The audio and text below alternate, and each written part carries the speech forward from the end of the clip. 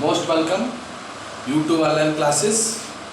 आज हम बात कर रहे हैं नेक्स्ट एपिसोड का जो हमारा प्लांट ब्रीडिंग का method of plant breeding. Method of plant breeding में सबसे पहला हमारा काम था प्लांट इंट्रोडक्शन, जो पिछली वीडियो बना चुका हूँ।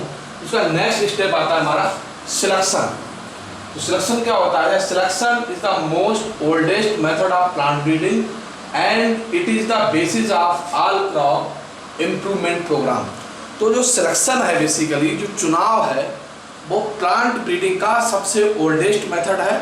और प्लांट ब्रीडिंग के जितने भी और मेथड हैं, सबका ये बेस मेथड है और सब में ये यूज होता है कहीं ना कहीं। तो इस तरीके से देखा जाए, सिलेक्शन जो है वो इम्पॉर्टेंट पार्ट है प्लांट ब्रीडिंग का। और सिलेक्शन बेसिकली देखा जाए तो सिलेक्शन 4 प्रकार के होते हैं: mass selection, pure line selection, progeny selection और क्लोनल सिलेक्शन।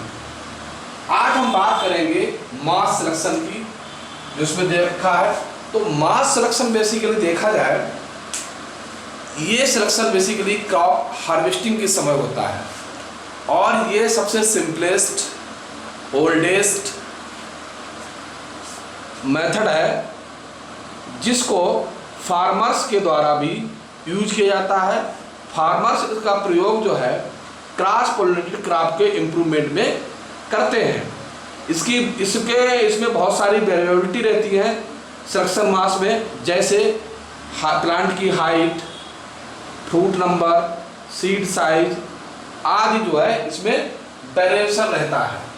तो इसके द्वारा जो बेसिकली देखा जाए, मास सिलेक्शन के द्वारा बहुत सारी वैरायटी तैयार की गई। कॉटन की जो नॉर्मली की गई, जैसे धारवार है, अमेरिकन है, दवाती लोकल है, कंबोडियास है। जो कॉटन की वैरायटी बेसिकली इसी तरीके से हमारी TMU है, TMU1, TMU2, AK10, K122, ये वैरायटी जो है ग्राउंडनट वैरायटी है। तो देखा जाए मोस्टली ये वैरायटी जो तैयार की गई है, ये मास सिलेक्शन की गई है।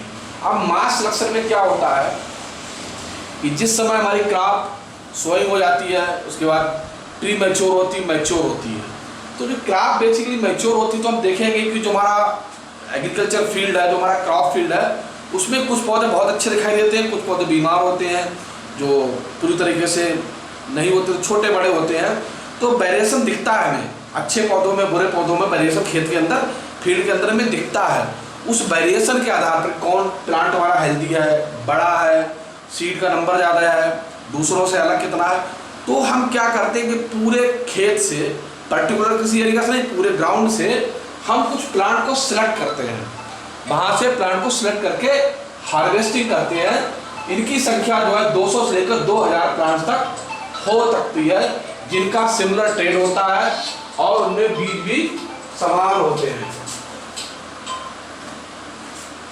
अगर देखा जाए इसमें, अब जो सिमिलर प्लांट हमने सिलेक्ट कर लिए, अब उनमें हम देखेंगे हाइट बड़ी हो, सीड अच्छे हो, उसमें हेल्दी सीड हो, कलर उनका कैसा है, इन सब चीज़ों को हम सिलेक्ट करके वहाँ से 2 से 2000 प्लांट को एक ही ट्रेड के जो होते हैं, एक समान होते हैं, उनको सिलेक्ट करते हैं। सिलेक्ट करने के बाद उनको निकाल लेते हैं हम सीड को, और उनको हम फिर क्या करते हैं, जैसे यहाँ पर हमने क्या करा, पहले स्टेप में हमने प्लांट को, जो हमारे अच्छे प्लांट थे, सुपर वैरायटी के प्लांट थे, उनको हमने सेलेक्ट किया।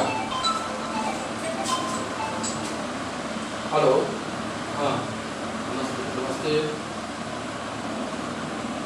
हाँ,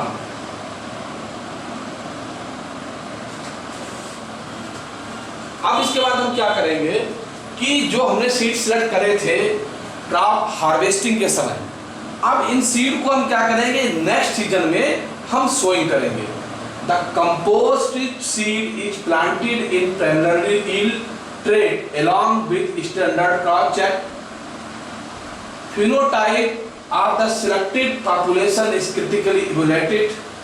अब हम क्या करेंगे कि नेक्स्ट ईयर उस सीड को जो हमने सेलेक्ट किए थे, उनको हम next year as a crop बोएंगे।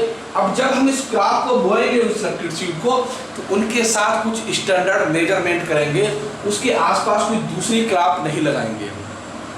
जो सुपीरियर बीज हमने सेलेक्ट किए थे, उनकी सोइंग करेंगे, और उनका सोइंग करने के बाद परीक्षण यानी कि उनका इवोल्यूट करेंगे कि उनमें भी सुपीरियर प्लांट में भी हो सकते हैं, सिलेक्टेड करेंगे। उनके बिल्डिंग को हम देखेंगे, मेजरमेंट करेंगे, तो उसको हम पूरे वैज्ञानिक तरीके से ग्रो कराते हैं। और उसके बाद जब वो क्रॉप हमारी ग्रो हो जाती है, जो हमने सुपीरियर सीड से कलेक्ट करके ग्रो कराई थी, अब उसमें हम क्या करेंगे, phenotype of selected population is critically, उसमें से हम देखेंगे फिनो मतलब जो हमें दिखाई दे रहा है, जीन नहीं, क्योंकि ये प्राइमरी था। मास सिलेक्शन जो था सबसे बेसिक सिलेक्शन था, इसमें कोई बहुत टेक्निकल यूज नहीं होता था, इसमें हम जो आंखों से हमें अच्छा दिखाई देता था उसे अच्छा मानते थे। तो फिनोटाइपिकली जो हमें अच्छे दिखाई देंगे उनमें हम इम्प्लांट में से इनसे सिलेक्ट कर लेंगे। और फिर क्या करेंगे, सिलेक्ट करने के बाद जो इसमें जो भी उनको निकाल देंगे उसमें, तो इसमें से भी सुपीरियर लिए, इसमें से भी जो सुपीरियर हमने ग्रो कराए थे, इसमें से भी हमने सुपीरियर को छाटा, सिलेक्ट किया। उसमें से हमने सिलेक्ट करने के बाद में क्या करेंगे, फिर उन्हें सोइंग करेंगे। नेक्स्ट ईयर हम थर्ड स्टेप पे हम काम करेंगे। Promising selected are evaluated in coordinately yield of several location and in outstanding release the new variety. अब हम क्या करेंगे नेक्स्ट ईयर कि जो हमने सुपीरियर छाटे थे, पहले यहाँ सुपीरियर छाटे थे, दूसरे स्टेप सुपीरियर छाटे थे, तीसरे स्टेप पे हमने सुपीरियर को छाटा है। उनको सुपीरियर को छाटने के बाद हम उसे डिफरेंट लोकेशन में, डिफरेंट क्लाइमेट में उगाएंगे, ग्रो कराएंगे, और वहां देखेंगे कि किस क्लाइमेट में उनकी जो यील्ड है, उनकी जो प्रोडक्शन है, उनका जो उत्पादन क्षमता है वो अधिक है, अच्छी किस्में है, टाइमिंग मैच्योरेशन टाइम कैसा है, सीड कैसा है, उसके अंदर क्वालिटी कैसी है, बहुत सारी चीजें उसको अलग अलग हम लोकेशन पर सिलेक्ट करके ग्रो कराएंगे। तो जिस लोकेशन का बीज जितना अच्छा होगा उसको हम सेलेक्ट कर लेंगे, उस तरीके से हम उसको इवैल्यूएट करेंगे कि अच्छा कैसे, कौन अच्छा है, नंबर 2 पे कौन सा, 3 पे कौन सा, 4 पे कौन सा, 5 पे कौन सा। फिर नंबर 2 और 1 का आप सेट कर लेंगे, उसको फिर लोकेशन उगाएंगे। तो जो उगाने का क्रम है, सुपीरियर वैरायटी छाड़ने का क्रम है, वो 5 से 6 साल तक चलता है।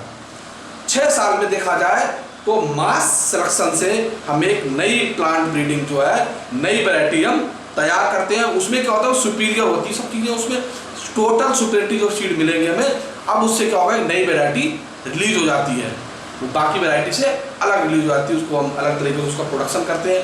अलग अलग क्लाइमेट में ग्रो कराने से कुछ में उसमें रेजिस्टेंट प्रॉपर्टी बन जाती है, अलग सीड डिजीज से भी लड़ने की रेजिस्टेंट प्रॉपर्टी डेवलप हो जाती है।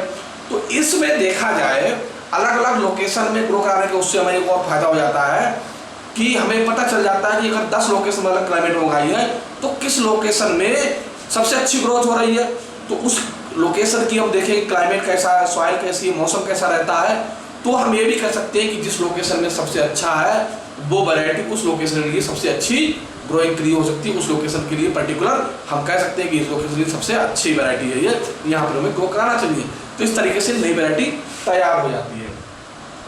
जब नई वैरायटी तैयार हो जाती है तो उसमें कुछ स्टैंडर्ड होता है, कुछ मेजरमेंट होता है, उसको रिलीज कर दिया जाता है। रिलीज करने के बाद क्योंकि जिस समय हम ब्रीडिंग से काम कर रहे हैं तो उसमें हमारे पास सीड बहुत कम मात्रा में होता है।